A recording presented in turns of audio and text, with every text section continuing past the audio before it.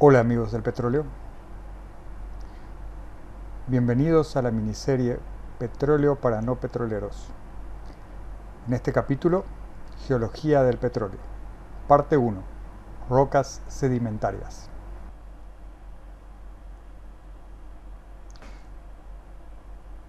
Si vamos a hablar de la geología del petróleo y más adelante de sistemas petroleros y reservorios, tenemos que empezar hablando sobre las rocas.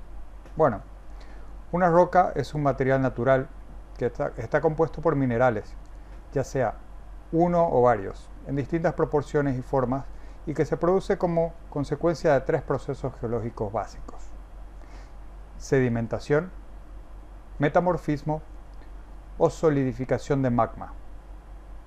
También es cierto que aunque se consideran inertes, las rocas son parte esencial del ecosistema de la Tierra. Como hemos comentado, las rocas están hechas de minerales. A su vez, los minerales se componen de elementos químicos en el estado sólido. No todas las rocas son iguales, pero siguen un patrón de acuerdo a determinadas características, las cuales nos permiten clasificarlas en tres grandes grupos. Rocas ígneas. Estas se originan por la solidificación de roca fundida. Este proceso comienza cuando materiales del manto terrestre se fusionan, creando magma, una masa que se ha fundido y que lleva dentro de ella materiales sólidos, líquidos y gases. El magma emerge a esta superficie, enfriándose, lo que ocasiona solidificación y cristalización. Como ejemplo de las rocas ígneas tenemos las rocas plutónicas o intrusivas, que son aquellas que se solidifican a cierta profundidad dentro de la corteza terrestre y por lo tanto en un proceso lento en el tiempo que permite el crecimiento de cristales. Las rocas volcánicas o extrusivas, cuando se crean por el enfriamiento de la lava en la superficie o próxima a ella, que recordemos se expulsa a una gran temperatura, pero puede enfriarse rápidamente al contacto con la atmósfera, agua o hielo, no permitiendo el desarrollo de cristales. Las rocas metamórficas se crean gracias a la transformación de rocas ígneas, sedimentarias o metamórficas ya creadas como consecuencia a un aumento en la temperatura y o presión en la que se producen cambios mineralógicos, estructurales o químicos, siempre en estado sólido. Por último tenemos a las rocas sedimentarias, que se producen por el depósito de sedimentos. El depósito de sedimentos es un proceso ubicuo que se encuentra por todas partes. Por ello, aunque las rocas sedimentarias representan solamente una ínfima parte del volumen terrestre, la gran mayoría de la superficie de la Tierra está formada por rocas sedimentarias, formando una capa discontinua y muy delgada. Estas rocas contienen mucha información sobre acontecimientos pasados del planeta, lo que les dota de gran importancia geológica. Además, muchas rocas sedimentarias tienen gran importancia económica, como por ejemplo el carbón, el contenido de petróleo y gas natural, así como muchos minerales que se obtienen de estas rocas. La palabra sedimento proviene del latín sedimentum, que significa asentamiento. Por lo tanto, como el nombre lo dice, estas rocas se forman al asentarse en capas y luego por medio de procesos físicos y químicos solidificarse en su forma final. Las rocas sedimentarias se producen por una serie de procesos que tienen lugar mayormente en la superficie terrestre, como por ejemplo la meteorización de rocas preexistentes, que es básicamente la desintegración física para luego descomponerse químicamente en otro tipo de partículas o iones en disolución. Los iones son transportados por el agua, las partículas por procesos gravitacionales, aguas superficiales y subterráneas, el viento y el hielo. Este transporte lleva a los materiales desde su origen, en las zonas donde es creado, a las zonas de acumulación, ya sea de forma continua o intermitente. El depósito de partículas sólidas se produce cuando disminuye la velocidad del viento o el agua, o bien cuando el hielo glaciar se derrite. Se forman así los sedimentos en el fondo de los lagos, océanos, deltas de ríos, dunas y grava en el lecho de los ríos. El depósito de materiales disueltos se produce por cambios químicos o de temperatura del agua que provocan cristalización y precipitación. El proceso puede realizarse también por seres vivos. Al conjunto de procesos que sufren los sedimentos depositados se le llama diagénesis. Entre ellos está la litificación o formación de rocas sedimentarias. Ya que los nuevos sedimentos se van enterrando a los antiguos, le van dando compactación y cementación a los mismos. Las diferencias en la meteorización, transporte, sedimentación y litificación nos permiten distinguir tres grandes tipos de rocas sedimentarias. Estos tres tipos son las rocas detríticas y las rocas químicas y bioquímicas. Vamos a empezar por las rocas químicas y las bioquímicas. En este caso, los sedimentos químicos son transportados en solución a los lagos y mares y precipitan formando sedimentos que darán lugar a rocas sedimentarias ya sean químicas o bioquímicas. Se llaman químicas cuando son inorgánicas y bioquímicas cuando son orgánicas o están formadas básicamente por seres vivos que nos resultan en sedimentos bioquímicos. La roca sedimentaria química más abundante es la caliza. Está principalmente formada por calcita y su origen puede ser tanto inorgánico como bioquímico.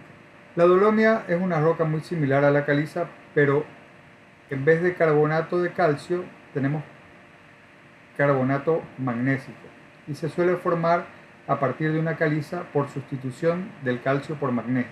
Las rocas silíceas son rocas compactas y duras formadas por sílice.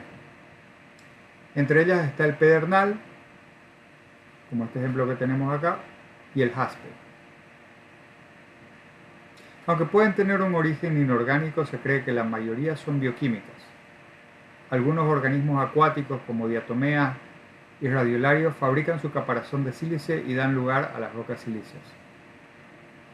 Otras rocas silíceas pueden formarse por descomposición de cenizas volcánicas tras una erupción. Las evaporitas se forman tras la evaporación de una masa de agua. Puede llevar a la sobresaturación en determinadas áreas de minerales disueltos, que acaban finalmente por precipitar y dar como resultado este tipo de roca. Tenemos por ejemplo las halitas o sal de gema, formada por cloruro sódico, y el yeso. Muchas se formaron al evaporarse mares someros. Al evaporarse el agua salada, la precipitación de sales se hace dependiendo de la solubilidad. Primero las menos solubles, como carbonato, halita, yeso, y luego el resto, incluyendo sales de potasio y magnesio. Finalmente, como caso especial, tenemos al carbón. Es una roca muy diferente del resto, ya que pues por su composición y origen es orgánica. El carbón es una forma de producto final del enterramiento de materia orgánica vegetal procesado por millones de años. Primero deben acumularse grandes cantidades de material vegetal, lo que solo es posible en ambientes anoxigénicos como los pantanos. Allí las bacterias anaeróbicas liberan el hidrógeno y el oxígeno, aumentando la concentración del carbono. Esta descomposición parcial crea una turba, un material marrón y blando con restos vegetales reconocibles. Si se sigue enterrando, la turba se transforma en carbón blando y oscuro. La presión y la temperatura aumentan con la profundidad y dan lugar a reacciones químicas que liberan el agua y gases orgánicos, como el metano. La concentración del carbono aumenta y la roca se compacta formando la famosa hulla, carbón ya negro y bastante energético. Un posterior aumento de presión y temperatura haría que actuase el metamorfismo, dando lugar a una roca metamórfica negra, muy dura y muy energética, la antracita. Ahora vamos a hablar un poco de las rocas sedimentarias detríticas. La mayoría de las rocas detríticas están formadas por minerales de arcilla y por cuarzo. Los minerales de arcilla proceden de la meteorización química de silicatos, sobre todo de feldespatos. Son minerales de grano fino y estructura laminar. El cuarzo es abundante por su resistencia a la meteorización química. Muy importante saber que las rocas detríticas se clasifican según el tamaño de sus clastos. Los clastos son las pequeñas partículas que componen las rocas. El tamaño y forma de los clastos también nos da una buena indicación de cómo se han generado los ambientes en los que se generaron las rocas. Primero que con el tamaño más pequeño de clastos tenemos a las lutitas y las limolitas. Están formadas por partículas de tamaño de arcilla y limo. Son las rocas sedimentarias más abundantes. El tamaño diminuto nos indica un ambiente de deposición muy tranquilo, como lagos, llanuras de inundación y cuencas oceánicas muy profundas. Es importante también hacer notar que son rocas impermeables y que tienden a retener bien fluidos, como el agua o el petróleo. Son importantes dentro de nuestros sistemas petroleros, ya que funcionan como sellos para las trampas de petróleo y más recientemente como reservorio mismo, en los casos del gas de lutita y el petróleo de lutita.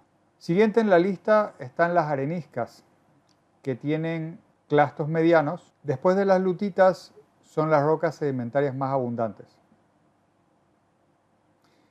El tamaño y selección del grano, como podemos ver aquí, nos indica el origen de estas rocas. Así es que el viento forma depósitos mejor seleccionados, con buena selección, que el agua o el oleaje que tienden a tener peores selecciones. Por otra parte, la redondez de los granos es indicadora de un transporte fluvial o eólico, de mayor duración, cuanto más redondos los clastos. Los granos angulosos indican escaso transporte o transporte glacial. Estas propiedades finalmente van a ser muy importantes al momento de definir la calidad de nuestro reservorio. Ya lo veremos más adelante en siguientes ediciones de esta miniserie. Si te gustó la información, dale like. Si te parece interesante, por favor, compártelo con amigos que la puedan apreciar. Y si tienes alguna consulta, déjala en los comentarios. Muchas gracias.